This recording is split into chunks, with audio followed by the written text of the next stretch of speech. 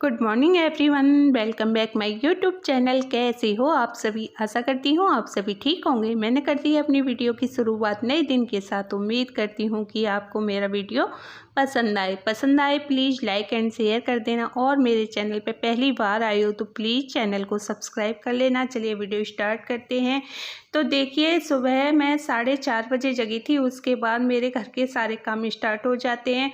तो मैंने अपने हस्बैंड और बच्चों का लंच पैक करके रख दिया था। उसके बाद ये सारे जो काम होते हैं क्लीनिंग के, डस्टिंग के, वो मेरे सारे स्टार्ट हो जाते हैं।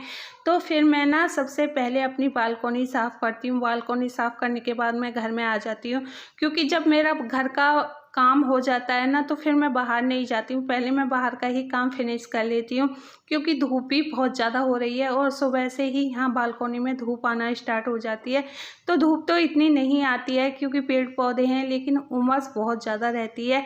तो मैं सुबह का जल्दी जल्दी बाहर का काम जो होता है मैं सारा फिनिश कर देती हूँ। और आप देख सकते हो यहाँ मेरे प्लांट लगे हुए हैं, और प्लांट भी बहुत ही ज़्यादा सुंदर हो रहे हैं, बहुत अच्छी तरह से ग्रोथ कर रहे हैं। तो देखिए, इनकी देख रेख भी करनी होती है। तो शाम को मुझे इसमें पानी लगाना होता है, और जो मिट्टी होती है देखिए साइड से मैं इस तरह से इस झाड़ू से निकाल लेती हूँ। और ये झाड़ू ना बहुत ही अच्छी लगती है। ये प्लास्टिक की झाड़ू है, इससे बहुत अच्छी तरह से देखिए मिट्टी निकल जाती है, धूल भी बहुत अच्छी तरह से जाता है। और ये देखिए, गर्मी की वजह से मेरी गर्दन पर बहुत सारी घमौरियाँ निकल आई हैं, जिसकी वजह से हम कोई भी गर्मी का काम करते हैं ना, इनमें बहुत ज़्यादा जलन होती है। तो देखिए, जैसे बच्चे स्कूल जाते हैं उसके बाद मैं तुरंत क्लीनिंग का काम स्टार्ट कर देती हूँ, और सबसे पहले मैं अपनी बालकोनी ही क्लीन करती हूँ। बालकोनी क्लीन हो जाती है ना, फिर अपने घर में कोई भी काम जैसे हम करते हैं तो इतनी गर्मी नहीं लगती है, क्योंकि घर में तो हम पंखा भी चला लेते हैं, कूलर भी चला लेते हैं, तो उसमें इतनी गर्मी नहीं लगती है। लेकिन बालकोनी में तो बहुत ज़्यादा गर्मी लगती है। हवा चलती है तो थोड़ी सी मतलब राहत मिलती है, लेकिन बहुत ज़्यादा गर्मी हो रही है। पता नहीं क्यों इतनी ज़्यादा गर्मी हो रही है। और कल से सावन का महीना भी लगने वाला है, क्योंकि आज पूर्णिमा है। तो देखिए, इतना सारा काम है, सफाई वाला भी काम करना है, और कल से हमें सावन के महीने की भी तैयारी करनी है, क्योंकि लड़कियों के लिए ये बेहद खास होता है।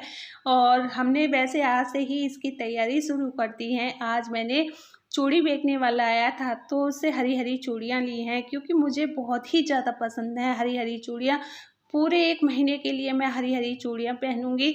तो ये कुछ स्पेशल तैयारी होती हैं हम लेडीज़ों के लिए, और सावन का महीना हमारे लिए बहुत ही महत्वपूर्ण होता है। और ये देखिए, एक छोटा बाबू मेरे पास आ गया है। तो मैं जब क्लीनिंग का बाहर काम करती हूँ तो ये मेरे पास आ जाता है। और फिर मैं आ गई हूँ स्टिचिंग करने। तो मुझे एक सूट भी सिलना था, और ये बहुत ही लॉन्ग टाइम से मेरे पास रखा था। मैं सोच रही थी मैं इसे या तो किसी से सिला लूँ या खुद ही इसकी सिलाई करूँगी। तो देखिए, आज मैं खुद ही इसकी कटिंग करके बैठ गई हूँ, और मैं देखिए इसका गला सिंपल ही बना रही हूँ, बिना बुकरम के बना रही हूँ। तो मैं पहली बार ही इस तरह का गला बना रही हूँ, क्योंकि मैं जो गला बनाती हूँ बुकरम से ही बनाती हूँ। तो सभी कहते हैं हम तो इस तरह से ही गले बना लेते हैं, मतलब कपड़े से ही बनाते हैं, और बहुत अच्छी फिनिशिंग आती है। तो मैंने भी फर्स्ट बार इस तरह से ट्राई किया है। अगर ख़राब भी हो जाएगा तो घर का सूट है, कोई बात नहीं है, तो डरना नहीं चाहिए। अगर आपसे कोई भी चीज़ आती है तो आप ट्राई करो। तो ये जैसे मैंने फर्स्ट बार ही गला बनाया था, बहुत अच्छा बन गया था, मैं आपको बाद में दिखाऊंगी। तो देखिए, सबसे पहले मैं गला ही बना रही हूँ। अगर गला हमारा अच्छा बन जाता है तो हमारा सूट अच्छी तरह से सिल जाता है। गले मुड्डे की फिनिशिंग सही आ गई तो हमारे ना सूट बहुत ही सुंदर लगेगा, पहनकर भी बहुत अच्छा लगेगा।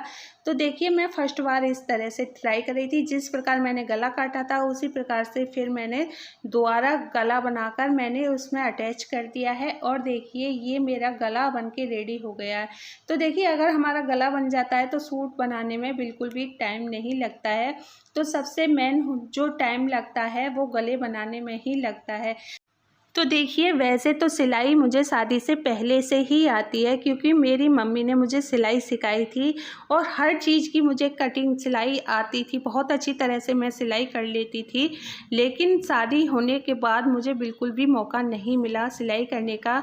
और एक बार जैसे मैं जब सूट बना रही थी तो मेरा बड़ा बेटा मेरे पास बैठा हुआ था, तो उसकी एक लिटिल फिंगर उसमें सिलाई मशीन में आ गई थी। तो जब से मैंने सिलाई करना बिल्कुल ही बंद कर दिया था। अब बच्चे बड़े हो गए हैं तो मन करता है क्यों ना अपने सूटों को अपने आप बना लिया जाए, जिससे कि हमारी सिलाई भी बचेगी और सूट पर भी फिनिशिंग बहुत अच्छी आएगी। जैसे हम बाहर भी सूट सिलाती हूँ ना, तो मेरे सूट कोई भी एकदम परफेक्ट नहीं सिलता है, कहीं से कुछ ना कुछ मुझे अपने आप ही करना पड़ता है। तो देखिए, जब हमें थोड़ी बहुत सिलाई आती है तो हमें बाहर की सिलाई बिल्कुल भी अच्छी नहीं लगती है। एक मजबूरी हो जाती है कि हमें बाहर सिलाई करवानी पड़ती है। तो देखिए, अब मैं धीरे धीरे स्टार्टिंग कर रही हूँ, अपने सूट अपने आप ही बनाया करूँगी। तो देखिए, इस तरह से देखिए छोटे छोटे कट लगाने होते हैं गला बनाने के बाद, जिससे कि गले की जो फिनिशिंग आती है बहुत अच्छी आती है। और ये देखिए, मेरा सूट बनके रेडी हो गया है। कितना प्यारा सूट लग रहा है, फिनिशिंग भी इतनी अच्छी आई है इसकी।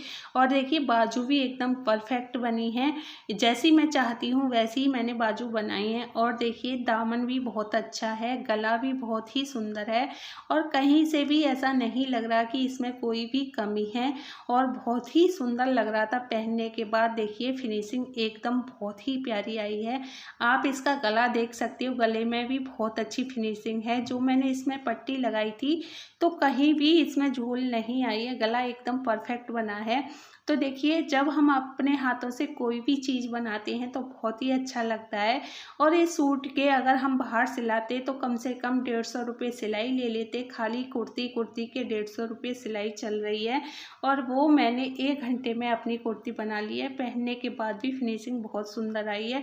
तो कोई भी चीज़ जैसे हम सीखते हैं वो कभी नहीं भूलते हैं। तो देखिए, चाहे कितना भी टाइम निकल जाए। और ये सूट आज मैंने बहुत सालों बाद बनाया है और सूट भी बहुत ही प्यारा बना है। और देखिए, पापा जी आम खा रहे हैं। पापा जी को आम और केले फ्रूट में बहुत ज़्यादा पसंद है, तो वो मॉर्निंग में भी एक आम और एक केला खाते हैं। और आज जैसे ये स्कूल से आए थे तो इन्होंने छोले भटूरे मंगाए थे, इनका मन हो रहा था। और ये इवनिंग का टाइम है, ये कर रहे थे पूजा। तो देखिए, मैंने सोचा पापा को जब छोले भटूरे पसंद हैं तो मैं शाम को अपने घर पर ही छोले भटूरे बना लेती हूँ। बच्चे भी पसंद करते हैं और पापा जी को भी अच्छे लगते हैं। और मैंने रायता बनाया है और मैंने खाने बनाने की सारी तैयारी कर दी है। और छोले भटूरे बनाने के लिए देखिए, मैंने मैदा भी मल के रख ली है, तो सारी तैयारी मेरी हो चुकी है। तो देखिए, भटूरे बनाने के लिए मैदा को आधा घंटा पहले मलना होता है, फिर उसके बाद भटूरे ना बहुत ही अच्छे बनते हैं। तो मैंने मैदा को मल के रख दिया है। अब मैं चावल भी साथ में बना रही थी। मेरे हस्बैंड कह रहे थे कि छोले भटूरे तो बच्चे खाएंगे, मैं भटूरे नहीं खाऊंगा क्योंकि वो ऑयली खाना बहुत कम पसंद करते हैं।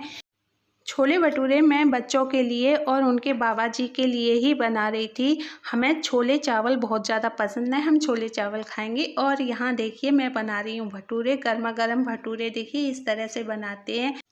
और ये देखिए, मेरा खाना बनके रेडी हो गया है। अब मैं साथ के साथ प्लेट भी निकाल देती हूँ। तो सबसे पहले मैं प्लेट जो निकालती हूँ कान्हा जी की निकालती हूँ, उसके बाद उनके दादाजी की प्लेट निकाल देती हूँ। बच्चों के दादाजी भी खा लेंगे तो फिर बच्चों को भी निकाल दूँगी, तो साथ के साथ ये भी काम फिनिश हो जाता है। और ये देखिए, मेरे छोले चावल और भटूरे बनके रेडी हो चुके हैं और ये मैंने प्लेट सबकी निकाल दी हैं। और यहाँ देखिए, सुबह पापा जी यहाँ आ गए थे इनके पास और बातें कर रहे हैं। देखिए, यहाँ बिल्कुल ऐसा लग रहा है कि पापा जी की तबीयत ठीक हो गई है। तो कभी कभी तो ऐसा लगता है कि पापा जी की तबीयत बिल्कुल ठीक है, कभी कभी पापा जी बहुत ही ज़्यादा बीमार लगते हैं। देखिए, दवाई खाने से भी थोड़ा सा फ़ायदा मिला है और यहाँ बैठकर दोनों बातें कर रहे हैं, बहुत अच्छा लगता है। देखिए, पापा जी ठीक हो जाते हैं तो हमारा भी मन लगता है। आई थिंक आज की वीडियो आपको बेहद पसंद आई होगी। पसंद आए तो प्लीज़ लाइक एंड शेयर कर देना। Thank you.